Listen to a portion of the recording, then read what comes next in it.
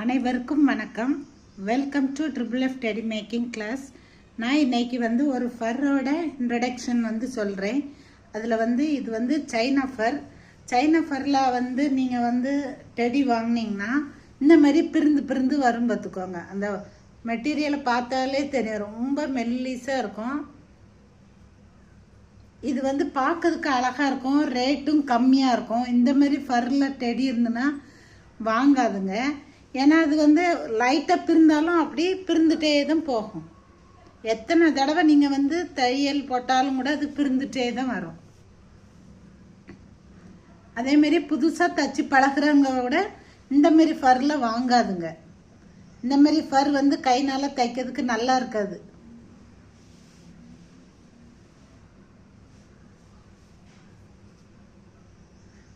Rate கம்மின்ட்டு இந்தமாரி ஃபர் மட்டும் வாங்கிறாருங்க.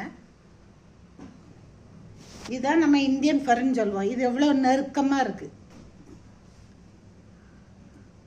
இதில் நீங்கள் டெடி பேர் ஏதாவது செஞ்சிங்கன்னா நூல் பிரிந்து பிரிந்தே வராது. எத்தனை வருஷனாலும் அது உழைக்கும். குவாலிட்டி பார்த்து வாங்கணும். சைனா ஃபர் இது சைனா ஃபர், இது இந்தியன் ஃபர். இதை விட இது ரேட்டு கம்மி. சைனா ஃபர் ரேட்டு கம்மி. அதனால நீங்கள் கடைக்கு போகும்போது ரேட்டு கம்மின்னு இந்த ஃபர் மட்டும் வாங்கிறாருங்க. இந்த ஃபர்ரே வாங்குங்க. எவ்வளோ நெருக்கமாக இருக்குது. இதில் தான் நல்லா இருக்கும் தையல்.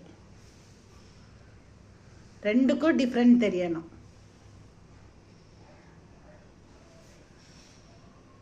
Thank you friends.